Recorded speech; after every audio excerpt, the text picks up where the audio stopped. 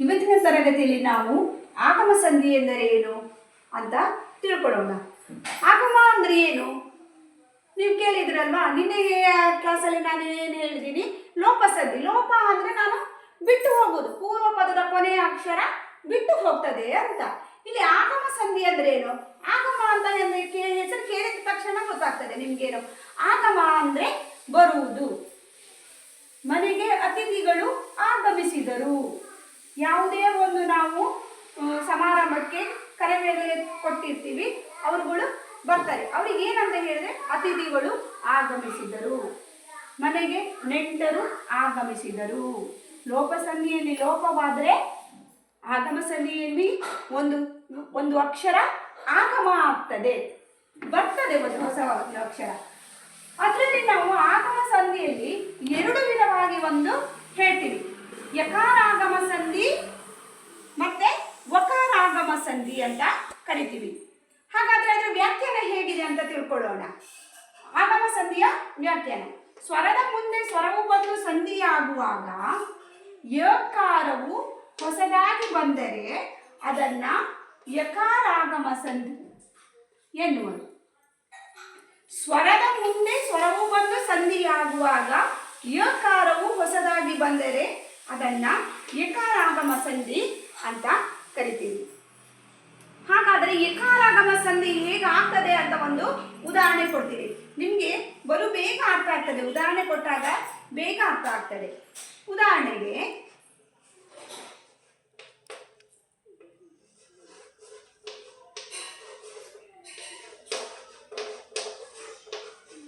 ಮನೆ, ಇದನ್ನೀಗ ನಾನು ಬಿಡಿಸಿ ಬರೀತೀನಿ. ಮನೆ ಪ್ಲಸ್ ಅಲ್ಲಿ. ಯಾವಾಗಲೂ ಎಲ್ಲ ಸಂಧಿಯಲ್ಲೂ ಕೂಡ ಇದನ್ನು ಮೊದಲನೇ ಪದವನ್ನು ನಾವು ಪೂರ್ವ ಪದ ಅಂತ ಕರಿತೀವಿ, ಹಾಗೆ ಎರಡನೇ ಪದವನ್ನು ನಾವು ಉತ್ತರ ಪದ ಅಂತ ಕರಿತೀವಿ. ಹಾಗೆ ಇನ್ನೊಂದು ರೀತಿಯಲ್ಲಿ ಹೇಳಿದೆವು, ಪೂರ್ವ ಪದದ ಎರಡು ಅಕ್ಷರಗಳು ಕೂಡ ಅತಿ ಮುಖ್ಯವಾದುದು, ಹಾಗೆ ಉತ್ತರ ಪದ ಕೂಡ ಅತಿ ಮುಖ್ಯವಾಗಿ ಬರ್ತದೆ. ಎರಡೂ ಕೂಡ ಪ್ರಮುಖವಾದ ಪಾತ್ರವನ್ನು ಇಲ್ಲಿ ನಿರ್ವಹಿಸುತ್ತದೆ. ಇದನ್ನು ಬಿಡಿಸಿದಾಗ ಏನಾಗ್ತದೆ? ಮನೆಯಲ್ಲಿ ಮನೆ ಪ್ಲಸ್ ಅಲ್ಲಿ ಮನೆಯಲ್ಲಿ ಅಂತ ಆಗ್ತದೆ. ಸಂಧಿ ಮಾಡಿದಾಗ ಏನಾಗ್ತದೆ? ಮನೆ ಎಲ್ಲಿ. ವಕಾರಾಗಮ ಸಂಧಿ ಅಂತ ಹೇಗೆ ಹೇಳ್ತೀರಾ ನೀವೀಗ? ಇಲ್ಲಿ ನಾನೀಗ ಬಿಡಿಸ್ತೀನಿ ನೋಡಿ.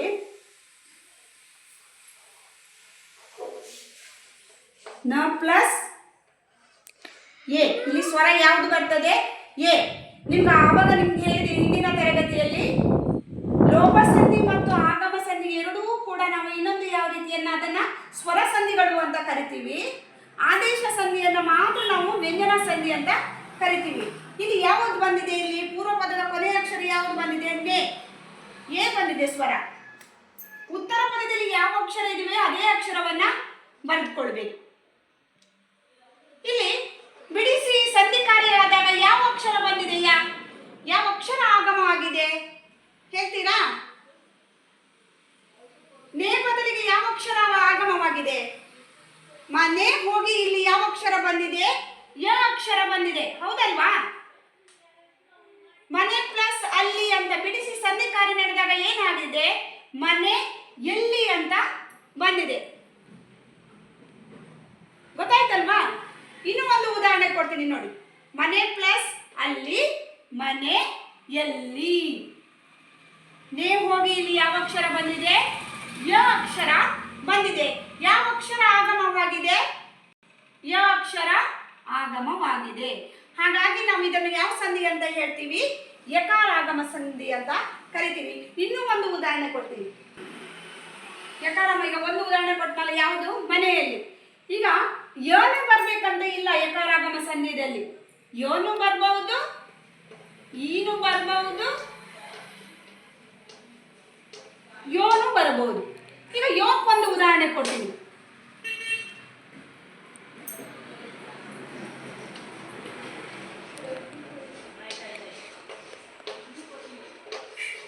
ಗುಡಿಯೊಳಗೆ. ಇದನ್ನೀಗ ಬಿಡಿಸಿ ಬರ್ತೀನಿ ನೋಡಿ. ಗುಡಿ ಪ್ಲಸ್ ಒಳಗೆ. ಇದನ್ನು ಪೂರ್ವ ಪದ ಅಂತ, ಇದನ್ನೇ ಉತ್ತರ ಪದ. ಇದು ನೆನ್ಪಿಟ್ಕೊಳ್ಳಿ ನೀವು. ನೋಡಿ ಇಲ್ಲಿ ಯಾವ ಸ್ವರ ಬಂದಿದೆ? ಯಾವುದು? ಗುಡಿ. ಈ ಇಲ್ಲಿ ಯಾವುದಿದೆ ಅದೇ ಅಕ್ಷರ ಬರಬೇಕು. ಓ ಇಲ್ಲಿ ಸಂಧಿ ಬಿಡಿಸಿದಾಗ ಯಾವುದು ಬಂದಿದೆ? ಸಂಧಿ ಬಿಡಿಸಿದಾಗ ಏನಾಗ್ತದೆ? ಈಗ ಯಾವಾಗ್ತದೆ? ಗುಡಿ ಪ್ಲಸ್ ಒಳಗೆ ಏನ್ ಬರ್ತದೆ? ಈಗ ಯಾವ್ದು ಅಕ್ಷರ ಆಗಮ ಆಗ್ತದೆ? ಗುಡಿ ಯೊಳಗೆ. ಗುಡಿ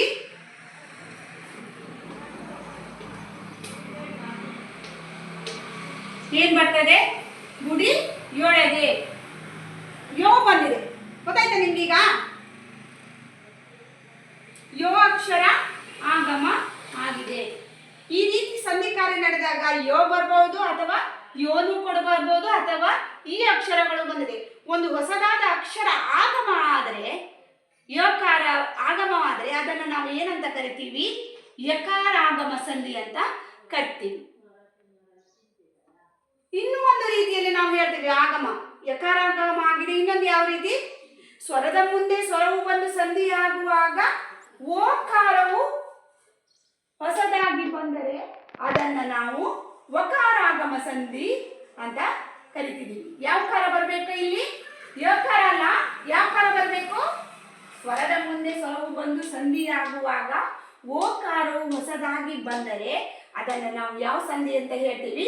ವಕಾರಾಗಮ ಸಂಧಿ ಅಂತ ಕರಿತೀವಿ. ವಕಾರಾಗಮ ಸಂಧಿಗೆ ಒಂದು ಉದಾಹರಣೆ ಕೊಡ್ತೀನಿ ನೋಡಿ.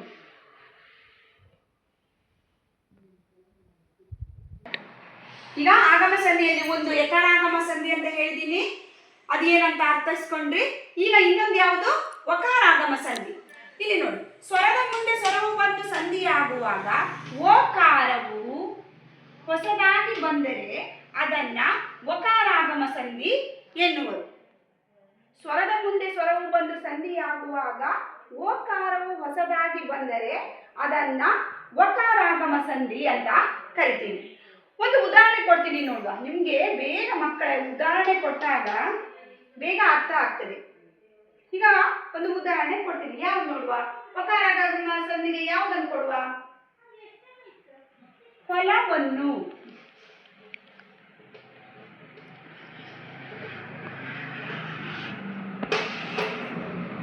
ಈಗ ಬಿಡಿಸಿ ಬರೆಯುವ ನೋಡುವ.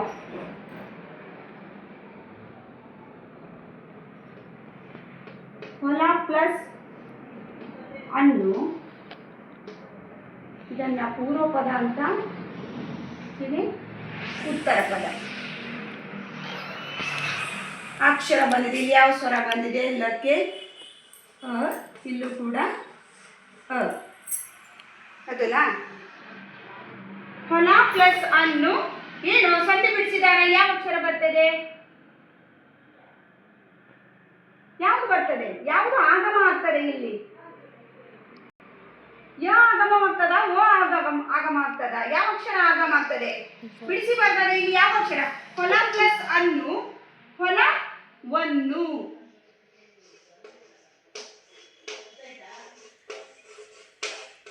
ನೋಡಿ, ಓ ಅಕ್ಷರ ಆಗಮ ಆಗ್ತದೆ. ನಾವು ಗೊತ್ತಾಯ್ತಾ? ನಿಮ್ಗೆ ಇನ್ನೂ ಒಂದು ಉದಾಹರಣೆ ಕೊಡ್ತೀನಿ. ಇನ್ನೊಂದು ಉದಾಹರಣೆ ಕೊಡ್ತೀನಿ ನೋಡಿ.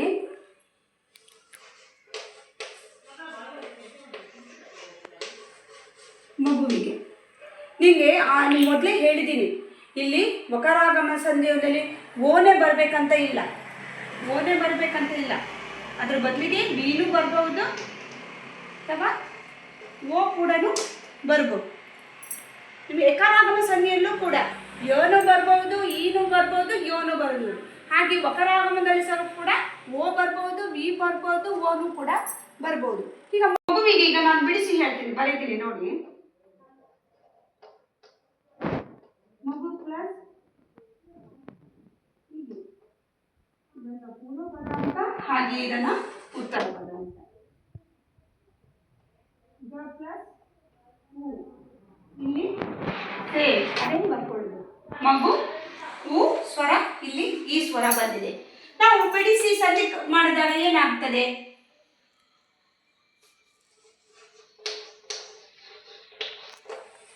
ಮಗು ವಿಗೆ ವಿ ಬಂತು, ಹೌದಲ್ವಾ? ಯಾವ ಅಕ್ಷರ ಬಂದಿದೆ ಇಲ್ಲಿ? ವಿ ಬಂದಿದೆ. ಮಗು ಪ್ಲಸ್ ಹೀಗೆ ಅದನ್ನು ಸಂಧಿ ಕಾರ್ಯ ಮಾಡದ ಬಿಡಿಸಿ ನಾವು ಕೂಡಿಸಿ ಬರೆದಾಗ ಏನಾಗ್ತದೆ, ಅದನ್ನು ಮಗುವಿಗೆ ಅಂತ ಬರ್ತದೆ. ನಿಮಗೆ ಇದರಲ್ಲಿ ಆಗಮ ಸಂಧಿಯಲ್ಲಿ ಏನು ಅರ್ಥ ಮಾಡಬೇಕಂದ್ರೆ, ಇದು ಯಕಾರಾಗಮ ಸಂಧಿಯೋ ಅಥವಾ ವಕಾರಾಗಮ ಸಂಧಿ ಅಂತ ಹೇಗೆ ಗುರುತಿಸಬೇಕಂದ್ರೆ ನೀವೊಂದು ಸೂತ್ರ ತಿಳ್ಕೊಳ್ಬೇಕು. ಅದು ಏನಂತ ಹೇಳ್ತೀರಿ ನೋಡಿ. ಇದು ಯಕಾರಾಗಮ ಸಂಧಿ ಅಂತ ಹೇಗೆ ತಿಳ್ಕೊಳ್ಬಹುದು ಅಥವಾ ವಕಾರಾಗಮ ಸಂಧಿ ಅಂತ ಹೇಗೆ ಗುರುತಿಸುವುದು ಅಂತ ಹೇಳ್ತೀನಿ ನೋಡಿ. ಯಕಾರಾಗಮ ಸಂಧಿ ಅಂತ ಹೇಗೆ ನಿಮ್ಗೊಂದು ಸೂತ್ರ, ಇದೇ ಸಂಧಿ ಯಕಾರಾಗಮ ಸಂಧಿ ನೀವೊಂದು ಹೇಗಂತ ಗುರುತಿಸಬೇಕಾದ್ರೆ ನಿಮ್ಗೊಂದು ಗೊತ್ತಿರಬೇಕು. ಏನು? ಯಕಾರಾಗಮ ಸಂಧಿಯಲ್ಲಿ ಪೂರ್ವದಲ್ಲಿ ಕೊನೆಯ ಅಕ್ಷರ ಯಾವುದು? ಆ ಬರ್ಬೋದು, ಈ ಬರ್ಬೋದು, ಎ ಐ. ಇದು ಯಾವುದೇ ಅಕ್ಷರಗಳು ಬಂದರೆ ಉತ್ತರ ಪದದಲ್ಲಿ ಯಾವುದೇ ಸ್ವರ ಬರ್ಬೋದು. ಉತ್ತರ ಪದದಲ್ಲಿ ಯಾವುದೇ ಸ್ವರ ಅಕ್ಷರ ಬಂದರೂ ಕೂಡ ಅಡ್ಡಿಲ್ಲ. ಆದರೆ ಪೂರ್ವ ಪದದಲ್ಲಿ ಈ ಅಕ್ಷರ ಇರಬೇಕು. ಆ, ಇ, ಎ ಐ. ಈ ಅಕ್ಷರ ಬಂದರೆ ನೀವು ಯಾವುದೇ ಆಲೋಚನೆ ಮಾಡದೆ ಅದನ್ನು ಯಕಾರಾಗಮ ಸಂಧಿ ಅಂತ ಬರಿಬಹುದು.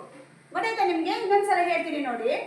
ಪೂರ್ವ ಪದದಲ್ಲಿ ಆ, ಇ, ಎ ಐ ಈ ಯಾವುದೇ ಅಕ್ಷರ ಬಂದರೂ ಕೂಡ ಉತ್ತರ ಪದದಲ್ಲಿ ಯಾವುದೇ ಬರಲಿ, ಸ್ವರ ಅಕ್ಷರ ಯಾವುದೇ ಬಂದರೂ ಕೂಡ ಅದ್ರ ಬಗ್ಗೆ ನೀವು ತಲೆ ಕೆಡಿಸ್ಕೊಳ್ಳೋಕ್ಕಂತ ಇಲ್ಲ.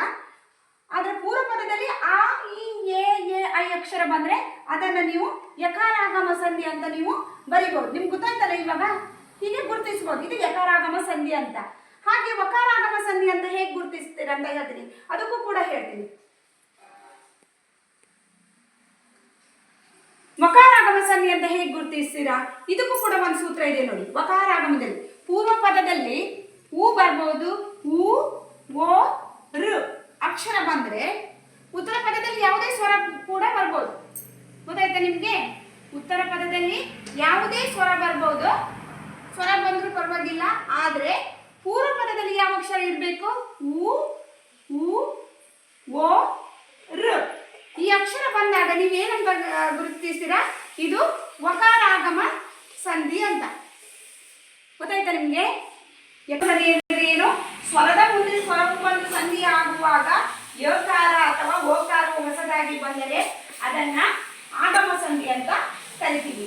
ಅದರಲ್ಲಿ ವಕಾರಾಗಮ ಸಂಧಿ ಹಾಗೂ ಯಕಾರಾಗಮ ಸಂಧಿ ಅಂತ ಹೇಳ್ತೀವಿ. ಎರಡು ವಿಧ. ಯಕಾರಾಗಮ ಸಂಧಿಯಲ್ಲಿ ಯಕಾರಾಗಮ ಆಗ್ತದೆ, ವಕಾರಾಗಮ ಸಂಧಿಯಲ್ಲಿ ಓಕಾರಾಗಮ ಆಗ್ತದೆ. ವಕಾರಾಗಮ ಅಥವಾ ಯಕಾರಾಗಮ ಗುರುತಿಸುವುದು ಹೇಗೆ? ಯಕಾರಾಗಮದಲ್ಲಿ ಏನೆಲ್ಲ ಹೇಳ್ತದೆ? ಆ, ಇ ಏನು ಹೇಳ್ತಿದ್ದೀನಿ? ಎ ಮತ್ತೆ ಐ. ವಕಾರಾಗಮದಲ್ಲಿ ಏನು ಬರ್ತದೆ? ಪೂರ್ವ ಪದದಲ್ಲಿ ಉ, ಓ, ಋ ಈ ಅಕ್ಷರ ಪೂರ್ವ ಪದದಲ್ಲಿ ಬಂದರೆ ಸ್ವರದ ಉತ್ತರ ಪದದಲ್ಲಿ ಯಾವುದೇ ಸ್ವರ ಕೂಡ ಬರ್ಬೋದು. ಆದರೆ ಪೂರ್ವ ಪದದಲ್ಲಿ ಈ ಅಕ್ಷರ ಬಂದರೆ ನೀವು ಯಾವುದೇ ಆಲೋಚನೆ ಮಾಡದೆ ಇದನ್ನ ವಕಾರಾಗಮ ಸಂಧಿ ಅಂತ ನೀವು ಗುರುತಿಸಬಹುದು. ಈಗ ನಿಮಗೆ ಲೋಪಸಂಧಿ ಆಗಿದೆ, ಆಗಮ ಸಂಧಿ ಏನಂತ ಅರ್ಥ ಆಗಿದೆ ಅಂತ ನಾನು ತಿಳ್ಕೊಂಡಿದ್ದೀನಿ. ಕೊನೆಯದಾಗಿ ಕನ್ನಡ ಸಂಧಿಯಲ್ಲಿ ಕೊನೆಯ ಸಂಧಿ ಯಾವುದು? ಆದೇಶ ಸಂಧಿ. ಆದೇಶ ಸಂಧಿ ಏನಂತ ಮುಂದಿನ ತರಗತಿಯಲ್ಲಿ ತಿಳ್ಕೊಳ್ಳೋಣ. Thank you.